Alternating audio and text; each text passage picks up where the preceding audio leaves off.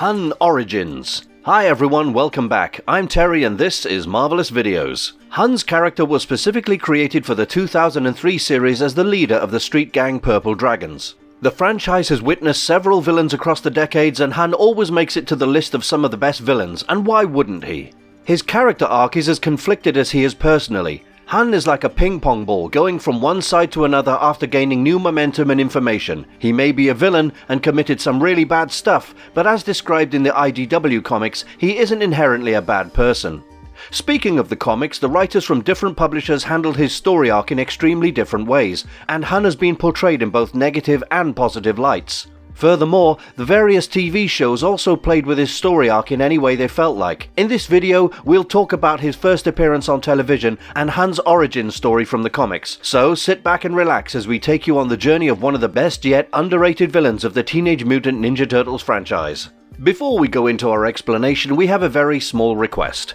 If you like our content, please support us by subscribing to our channel. This is a small click for you, but for us, it means a lot.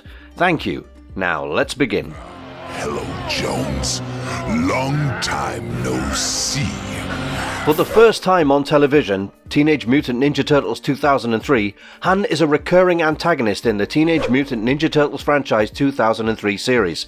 Although he serves as a secondary antagonist, this bulky man manages to create an impact in whatever screen time that he gets. In this series, he's the leader of the Purple Dragons, a prominent street gang, and also plays the part of the Utrom Shredder's right-hand man. Speaking of Utrom Shredder, you should check out our video on the origin of Shredder. Moving on, Hun's criminal career began at a young age, and as he grew older, Hun became responsible for the death of Casey Jones's father, which led to them eventually becoming bitter opponents. Later, Utrom Shredder came to New York and recruited the help of the Purple Dragons, and that is how Shredder found Hun, realized his potential, and took him under his wing. In turn, Hun was also impressed by the ruthless nature of the Shredder and established himself as one of his most loyal followers, which was only the tip of the iceberg that encompassed Hun's career. Years after this, Hun would go on to encounter Splinter and the Ninja Turtles, and his hatred for them increased when the Shredder demoted him because of the Turtles. Hun was also responsible for the gradual mutilation of Baxter Stockman, who was the head of Shredder's technology division, and eventually, Baxter and Hun became reluctant partners due to Shredder's harsh punishments. Being Shredder's loyal follower must always come at a price, which often included interrogating the Ninja Turtles and finding information about them, but such tasks were never easy. Let's start with just exactly what kind of freak are you anyway? In one of the episodes, Hun hosts a Purple Dragons cage match and manages to take Casey hostage, only to be knocked out by him later. In Season 4, Shredder is exiled after this true identity is revealed, and with him gone, Hun turns to the Purple Dragons, successfully remaking them into an organization that resembled the Foot Clan. Although Hun isn't as strong as Shredder, he comes close with his huge physical stature and strength, along with the weapons that he carries with him, which make him a force to reckon with. Hold that pose, you freak.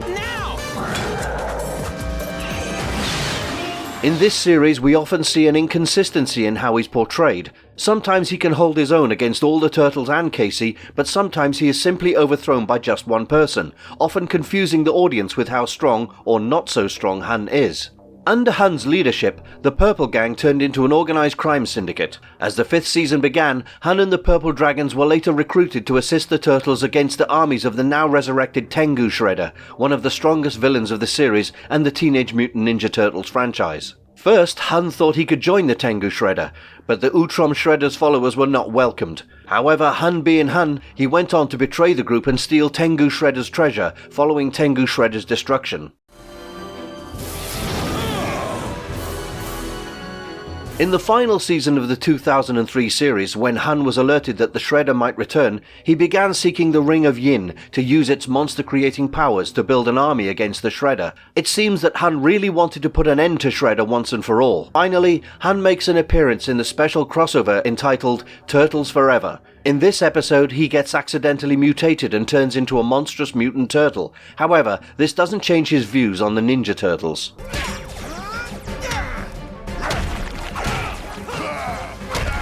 Having said that, he goes through a moment of switching teams in this crossover. First, he teams up with Utrom Shredder to destroy the Turtles, and then later helps the Turtles destroy Utrom Shredder. It's safe to say that Hun's character has been through several inconsistencies and turmoil in the 2003 series, and although his appearance in the 2012 revamping isn't as frequent, it's definitely more consistent in terms of his personality and nature, which will be explored in the next segment of this video.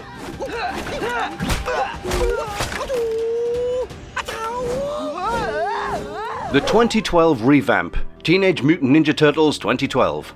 In the 2012 series, Hun becomes the new leader of the Purple Dragons. He first appears when he and his gang are robbing a bank, and this is when he outfights Casey Jones for the first time, but then he manages to get away from the crime scene. Hun also knew Shredder and helped him obtain some chemicals that Shredder was looking for. Hun later claimed that these chemicals came from an abandoned factory on the Purple Dragons' turf. So although Hun more or less left the Purple Dragons, he kept coming back to them in one way or another. However, as always, the Ninja Turtles intervene in Shredder's plan, but this time Casey succeeds in overpowering Hun, calling it even between them. Hun appears once again attempting another robbery with his gang, but Michelangelo, along with Casey and Mondo Gecko, an ally of the Turtles, are quick to reach the scene, and Hun challenges Casey. He almost wins but ends up slipping on a skateboard, falling off the roof and into a dumpster. Hun also briefly appears, trying to eliminate Karai, the biological daughter of Master Splinter. Once again, this doesn't end well for Hun, as he and the rest of the members of the Purple Dragons are left hanging from a streetlight to be arrested by the NYPD, with their faces painted, making it all the more embarrassing. Hun's last appearance in this series is very brief and part of a montage sequence where Wingnut, Screwloose, Casey and Mikey patrol the city, stopping crime, and one of those criminals is Hun and his gang attempting to steal art. That's right, I'm a hardcore gamer. Have been for years. Tell anyone and I'll rip your tongue out. IDW's take on the character. Before we dive into the IDW comic, it's important to know that different publishers have different versions of this character, and IDW definitely took a route they saw fit. However, this story arc wasn't in continuity with the animated series. The IDW comic begins with Arnold in Alcoholics Anonymous as he introduces himself, telling the people around him that he may have done some bad things but is not a bad person. We dive into Arnold's past when he was a child and how things were pretty wild back then, and his past made him what he was today. From getting tattoos to drinking alcohol, he did it all. As he grew older, he met a woman and got married who eventually straightened him out. They even had a kid together. However, when things weren't a bed of roses for long, his wife eventually got sick, which led to him hitting rock bottom as he began drinking again and knew it was time to get help. His son eventually ended up in the hospital. Arnold didn't know how, but he knew that he had to be strong for his son. But Arnold being Arnold, when an old friend, Brooklyn, showed up, offering him a drink at the bar, Arnold couldn't help himself.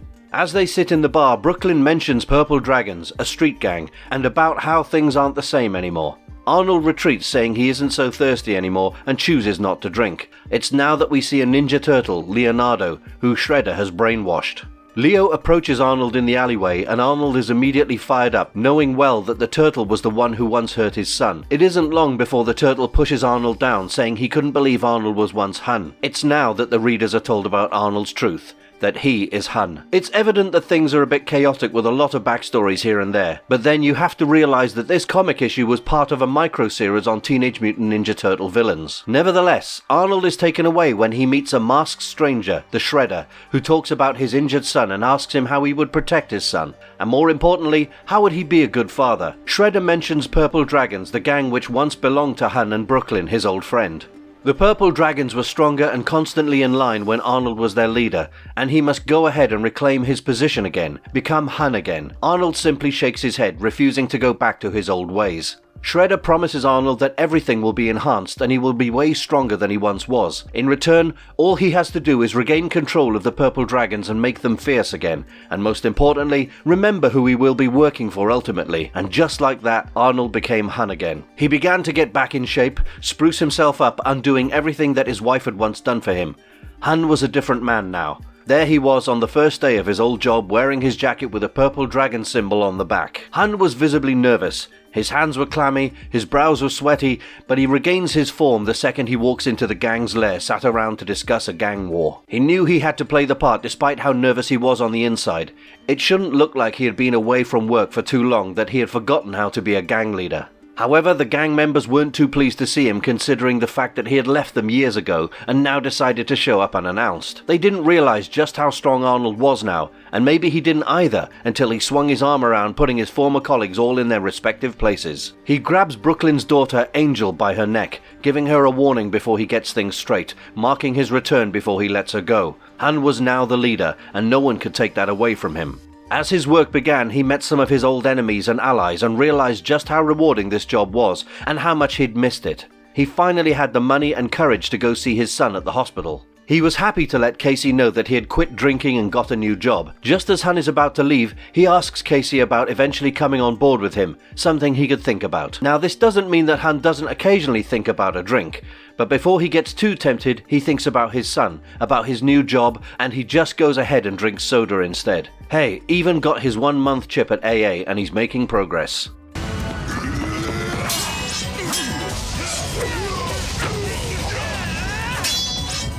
Interesting facts.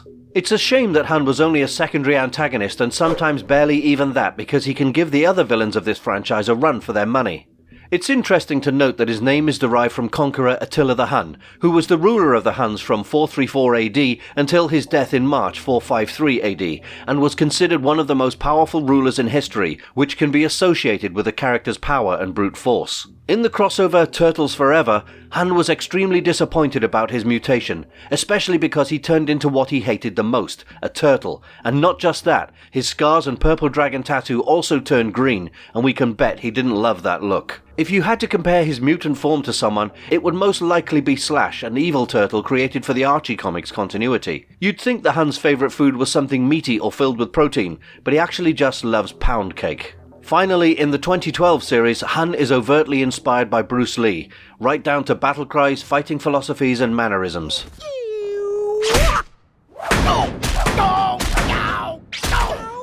What makes him a formidable opponent? Given the fact that his character was inspired by Bruce Lee, there's no doubt that Hun was the master of martial arts. Because of his size, experience, training and skills, Hun is almost as strong as Shredder. Despite his large stature, Hun is incredibly fast, and his brute force always helps him against his enemies. He quite literally resembles a brick wall. Fittingly enough, Hun is also capable of wielding a katana, a specific curved sword carried by samurai in a set known as the Daisho, more proficiently than one would guess from his size. On the surface, Hun might look like a big brute who doesn't think too much, but he is an intelligent man and a great leader. Hun has been underused in the comics and animated series, but despite that, he's managed to create a mark in the franchise as someone who can go head-to-head against Shredder and the Turtles, while also proving to be useful to both sides. Although the animated series and IDW Comics are two different versions of the character, both have proven to be just as interesting and strong with depth to their characters. There are hopes and anticipation of reboots when it comes to this franchise, and maybe that means we either get to see Hun or Hun the Angry Turtle on our screens eventually.